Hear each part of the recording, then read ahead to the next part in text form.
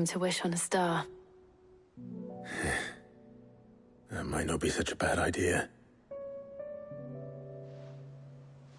This is it, Jill. You know what I have to do. Why I have to do it. There's no turning back now. This is where our journey was leading us. Where it will end, for better or worse. I could pray to Metia for you. But you'll be all right, won't you, Clive? You always are. I did promise we'd watch the moon together. I'll be waiting.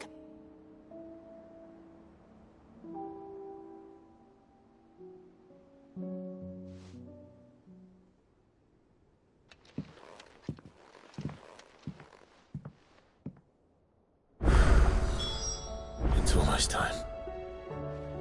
Better make sure I haven't forgotten anything.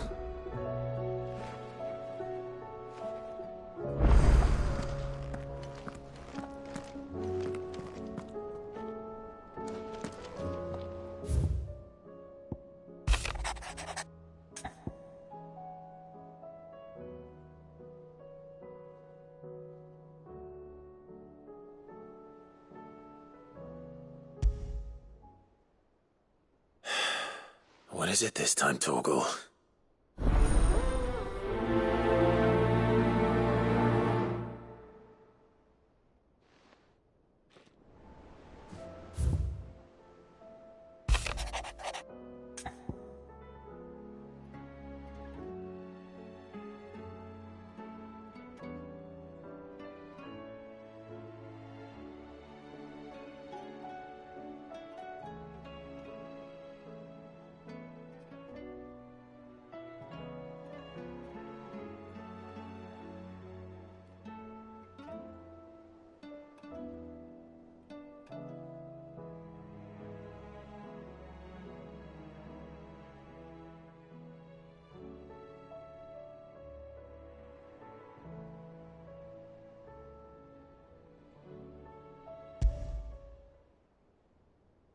Something tells me this is no mere adventure story.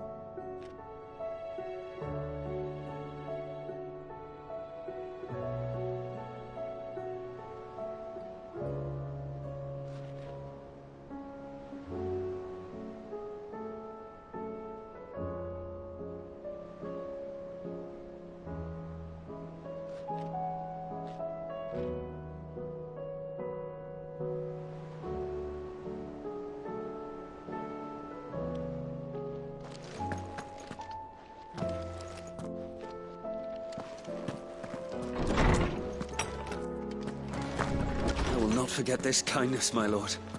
I shall go to Eastbourne. First the skies, then the crystal. What next?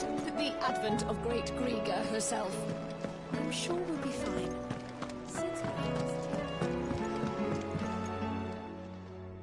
Hmm?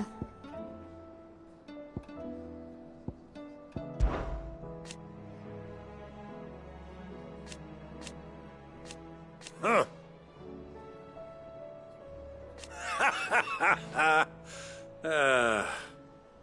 Thank you, Uncle.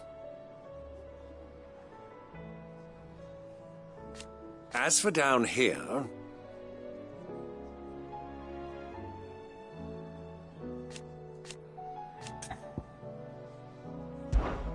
Clive, my boy! Rutherford informs me that we owe you our thanks. Hadn't intended for you to get involved, but such are the times we live in, huh? I would have done the same for anyone else. You're far too modest, Clive. You'd make a terrible nobleman. But tell me, is the realm truly in as dire a state as Rutherford suggests? From what little I saw, you were right to be worried. I suppose I should have expected the worst. But I was rather hoping the great and good of the realm might have things a little more under control. Alas, it seems that firm leadership is in short supply these days, and without it, the people are bound to lose their way. We must move quickly. But where do we start? True, the challenges that face us are many. But in my estimation, there are two key areas to be addressed before any other. The realm's armies and her larders. As you've seen firsthand, it's every man and woman for themselves out there. Certain cities have banded together to try and maintain some semblance of order, yes, but such cases are few and far between. And yet, the only remedy for the chaos that faces us is unity. A unity that transcends even the borders laid down by our ancestors. In short, if Storm does not stand together, she will fall apart. But how would one even begin to unite the realm? The armies, my boy. As I told you already, we begin by restoring order among the ranks of those sworn to maintain it. Sadly, I doubt I could convince even the lowliest gaggle of privates to dig a latrine together. But I do know someone the High Commanders have been known to listen to on occasion. Field Marshal Eugen Havel. I thought he was retired. He was, until an Akashic army tore through Randalar and killed most of the rank and file. There is no man alive more capable. Literally. And as luck would have it, I've already spoken with him on the matter. Of course you have. And he's agreed to help. On one condition. That he first speaks with you personally. Havel has always been a man of frustratingly rigid principle, and he has certain qualms about clasping arms with, well, with an outlaw. I extolled your many virtues as best I could, of course, but the old goat was adamant that he be allowed to appraise you in person. You don't mind, do you, my boy? Of course not. As long as chaos reigns, we will never build a better world. I'll do whatever it takes. And if the Field Marshal wishes to speak with me in person, then so be it. That's the spirit. I'll leave for Randalar at once. Would you send a Stolas? Of course. Rutherford is already in the Dalmekian capital. I'll have him tell Havel to expect you forthwith. Excellent. Thank you, Uncle. No, thank you, Clive.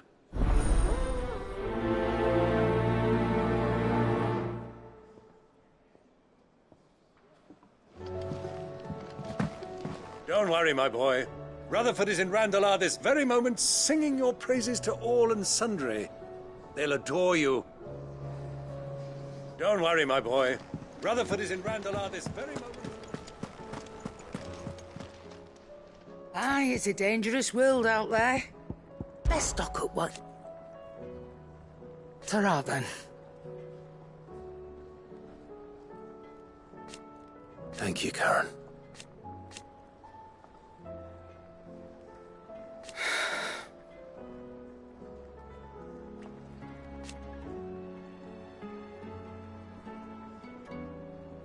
You could do this too. Go on, then.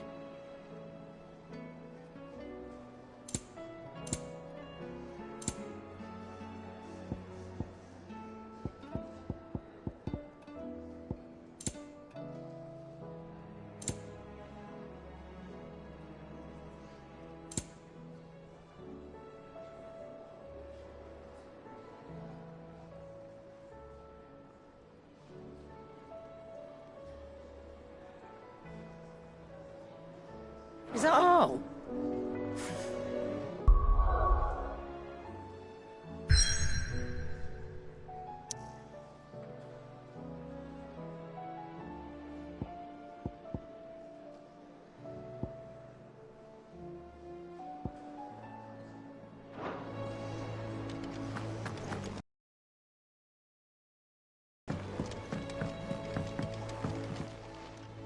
The hour fast approaches.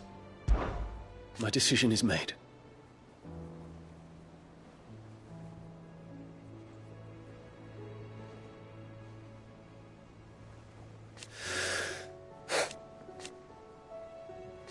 You said it yourself.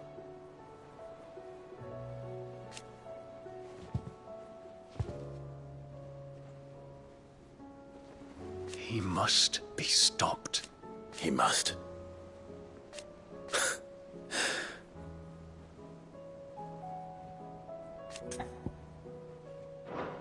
I await your word.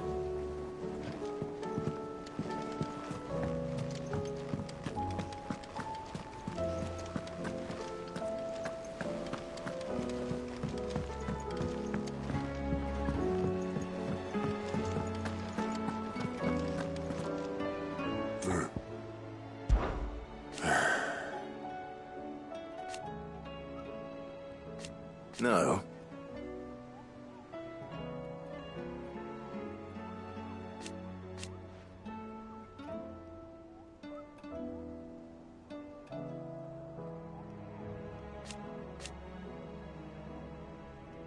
Is that right?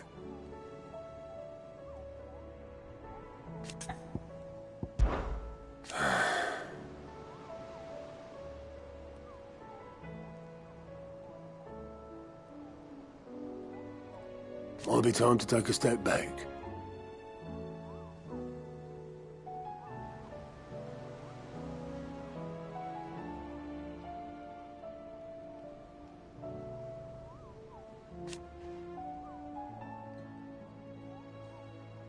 But if it weren't for Sid,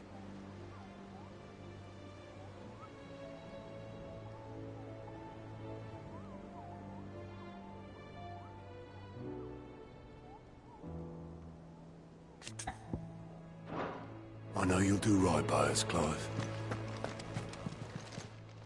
How are you doing? Quick look.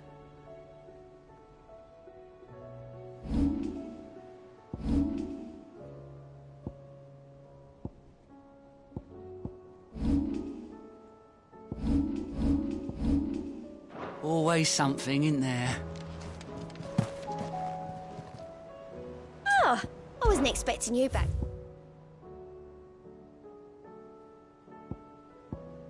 Best of luck out there, Sid.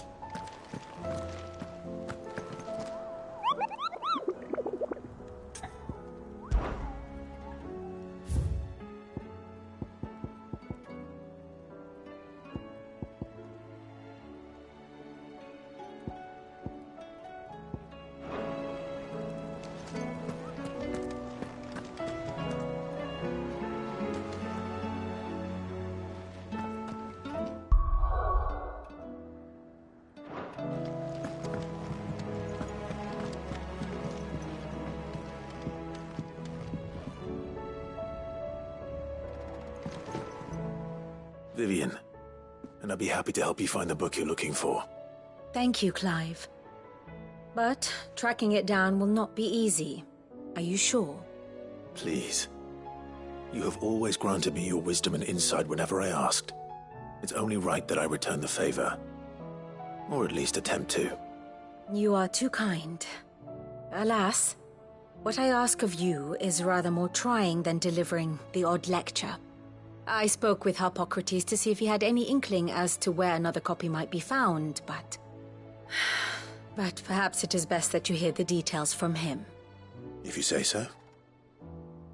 Forgive me, Clive, for asking this of you. But this book, it set me on the path to becoming who I am today. Its importance cannot be overstated. What will it be today? Well, Clive? I am.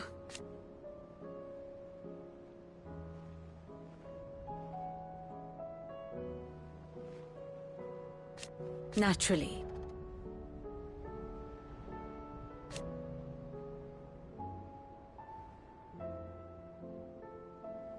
I shall...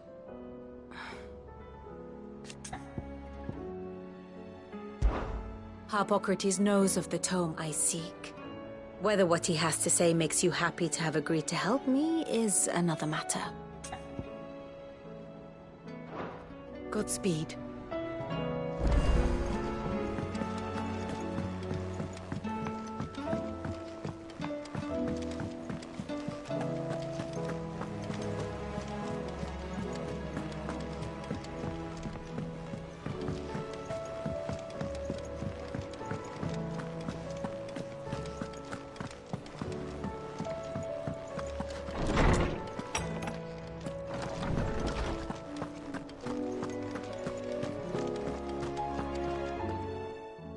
Clive, my boy.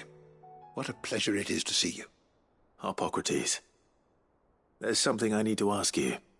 I've been charged with locating a book called From a Distance. Then you seek a rare gem indeed. One whose name I had not thought to hear from your lips. You've been talking to Vivian. Right as always. But she didn't seem keen to tell me very much. I take it she didn't like what you had to say. And yet I gather it did naught to dissuade her. Clive, if the young professor has tasked you with obtaining a copy, I fear she asks the impossible. The executors would not allow it. The executors? Coveters of Secrets, a clandestine organization committed to the collection and intenebration of forbidden texts and technologies. One such text being the tome Vivian seeks, chronicling as it does the true history of the enslavement of bearers, a tale which could overturn the established order were it ever to become widely known. Or, so rumor has it. I've never actually read the thing, or even set eyes on it for that matter. How is it that I haven't heard of this organization? Why, secrecy is the executor's watchword. They lurk in the shadows, emerging only to seize that which must be seized, be it books, inventions, or people, before disappearing again, leaving nary a trace. Which would explain why Vivian's copy was snatched from her grasp not long after she found it. By the hand of the executors, yes. But what drives them? Self-interest or ideology? Fine question. Sadly, all that is known of the executors can be recounted in a single breath. You may just as soon ask me of their origins, numbers, or the identities of their leaders. Any answer I give would be pure speculation. Then my hunt was doomed from the first. What was Vivian expecting? That I'd pluck it from thin air? Not from thin air, no. From ash. Rumors of the executors are rife among the scholars of Storm, but rather less so across the strait. I have a friend. Well, I had a friend in the village of Garnick, a collector of rare tomes, upon which subject we would oft correspond. Alas, I have heard naught from him since the skies fell dark. And no doubt he, too, has turned. But though he did not mention it by name, it is possible that a surviving copy of From a Distance yet rests upon one of his many shelves, quietly awaiting discovery. If you were, by some chance, able to save even a single book from the poor man's library, I know his soul would rest easier. Very well. When I next find myself in Waloed, I'll be sure to pay Garnick a visit. I was wondering when next you'd visit. Ah, yes. Indeed.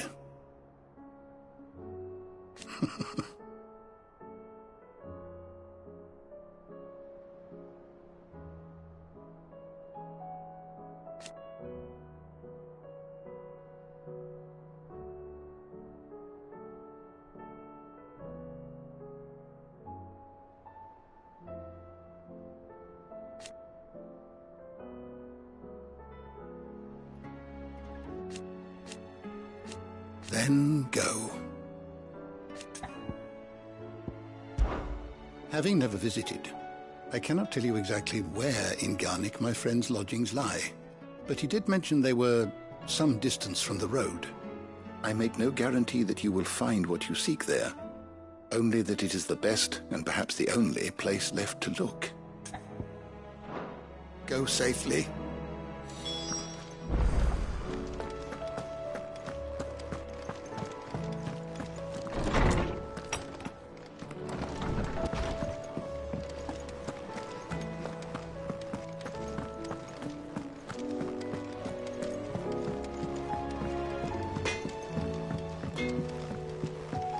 Say what you will, Lady Karen has seen herself.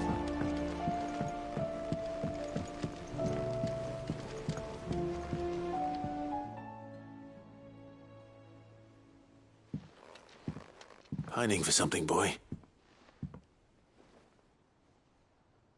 What is it? What do you see out there?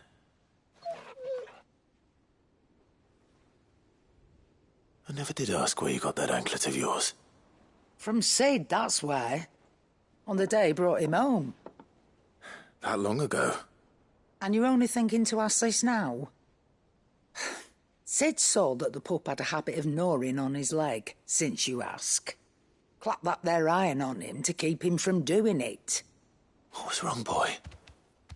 I'll take like as not. Must have been hard on the poor whelp losing his loving masters at such a young age. Doubly hard in being a frost wolf, torn away from his icons and all. Sid would always tell him, you want that iron gone, you find what it is you're looking for. I reckon what he were looking for was you. I'm sorry, Torgal. Sorry for making you wait so long. Let's get that thing off you.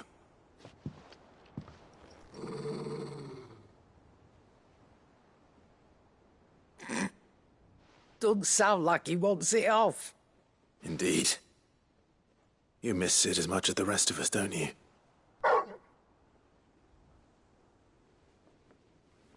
You want me to go with you somewhere?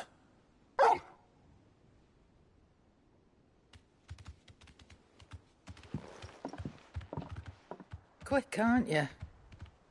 Glad you've been paying attention. Not nearly as much as you have, Lady Karen. Aye, good thing and all. It's not like Gav would have kept him in nuts and rubbed his belly these past 10 summers. Your kindness is appreciated. You've been a good friend to him. Only because he doesn't talk back like the rest of you. Go on now.